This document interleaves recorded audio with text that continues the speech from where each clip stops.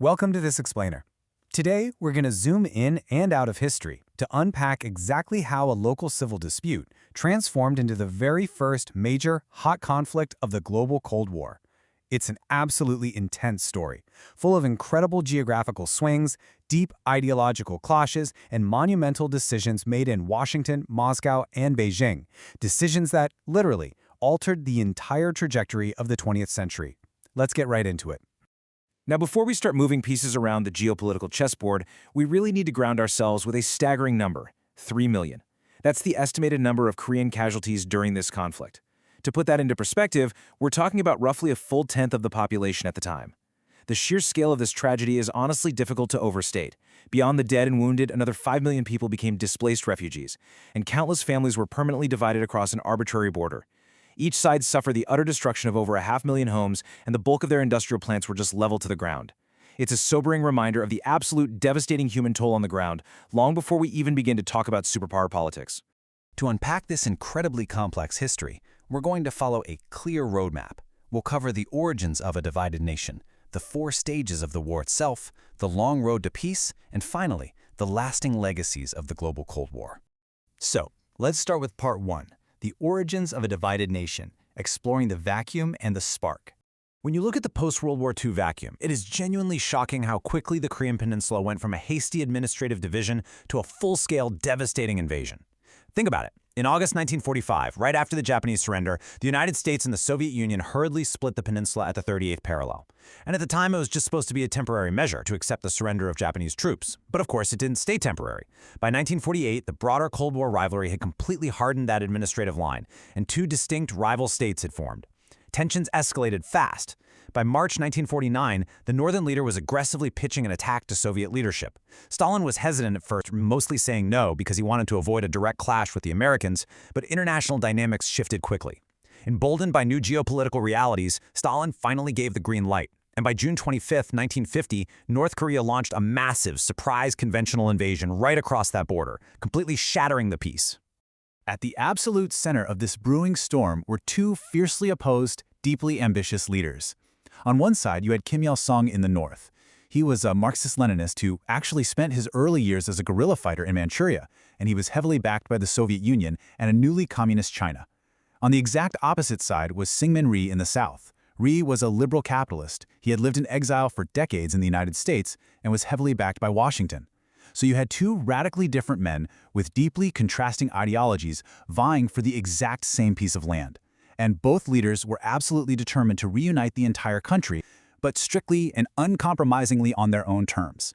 It was literally a collision course, just waiting for a catalyst. These 2 regimes were separated by the 38th parallel. What started as just a hasty line drawn on a map had morphed into a literal line in the sand, a volatile, heavily armed border that neither Kim nor Rhee accepted as a permanent reality. In fact, long before the main conventional invasion in June of 1950, brutal guerrilla skirmishes, border raids, and unconventional warfare had already been raging along this line, and even deep within the South. The border was essentially a powder keg, perfectly primed for a match. So the crucial question we really have to ask ourselves here is, how did this specific regional spark, a civil conflict across the 38th parallel, end up igniting a massive international response? Well, the answer lies in the profound fear of a domino effect. You see, the United States and its Western allies didn't view the North's invasion as just a local squabble. Not at all. They viewed it as a direct, Soviet-inspired test of their global resolve.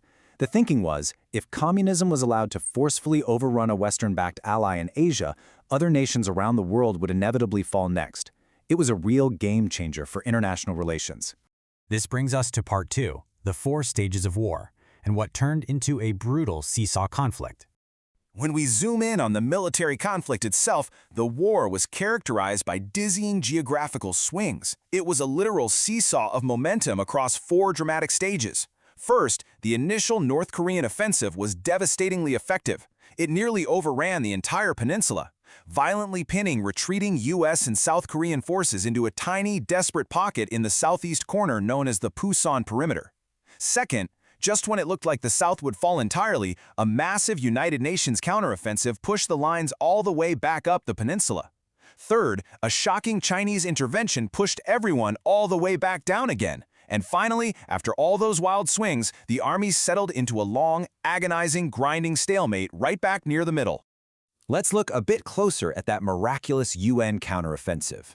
Back in September 1950, UN Commander General Douglas MacArthur executed a wildly bold amphibious landing at Incheon, striking deep behind North Korean enemy lines. It was a monumental tactical masterstroke. It completely reversed the momentum of the war overnight by breaking the North Korean army's vulnerable supply lines. Following this victory, the UN forces relentlessly pushed the perimeter all the way north, capturing the northern capital of Pyongyang and driving right toward the freezing Yalu River, which forms the border with China. But, as we'll see, this massive, unbridled success was kind of like flying too close to the sun. Getting that close to the Chinese border inadvertently triggered a terrifying new phase of the war. Sensing a direct existential threat to their border and their newly established communist revolution, China violently reacted. They deployed the massive People's Volunteer Army, and we are talking about nearly 300,000 intervening troops, commanded by veteran General Peng Dehuai. They secretly crossed the Yala River in the freezing winter of late 1950, completely catching MacArthur off guard and drastically changing the battlefield dynamics. Using sheer numbers, nighttime maneuvers, and absolute tactical surprise, they completely overwhelmed the rapidly stretched UN forces. What followed was a desperate, chaotic, and frankly disorganized UN retreat back below the 38th parallel, with communist forces recapturing Seoul by January 1951.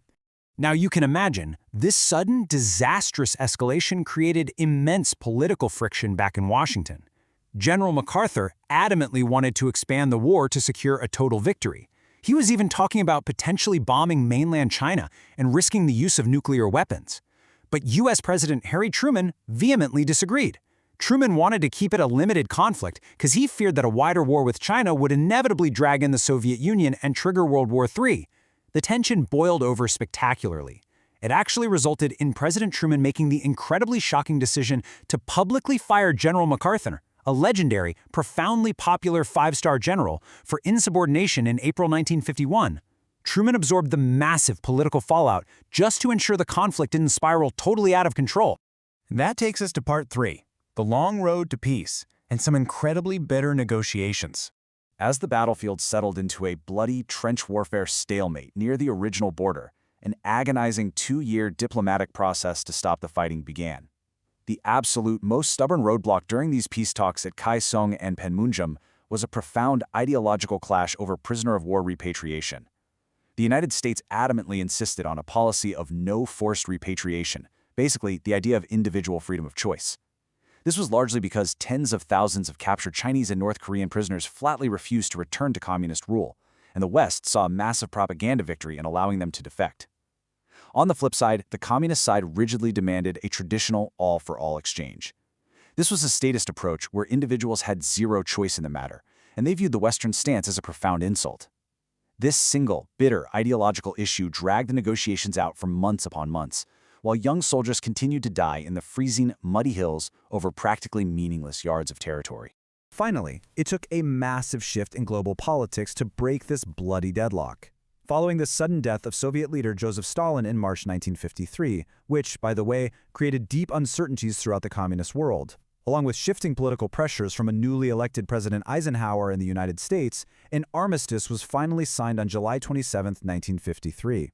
This historic agreement froze the conflict along the Demilitarized Zone, or DMZ.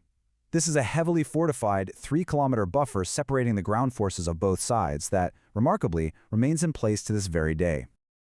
Let's zoom back out for our final section, the global Cold War and its permanent legacies. To truly understand the permanent global fallout of this bitter, unresolved peace, we have to look at a crucial piece of the strategic puzzle, NSC 68. This was a 1950 U.S. policy paper that urgently called for a massive military buildup. Before the Korean War, American containment strategy was mostly focused on political and economic measures. But the sheer shock of the North Korean invasion absolutely validated the massive defense spending outlined in this document. The Korean War fundamentally militarized American strategy. It instantly transformed containment from a diplomatic concept into a massive, heavily armed global military commitment to resist perceived communist aggression absolutely anywhere in the world. And as you'll see, the war produced vastly disparate, world-altering outcomes for the major players involved. The United States quadrupled its national defense spending. vastly expanded the NATO military alliance in Europe, and heavily stimulated Japan's post-war economic recovery through lucrative war contracts.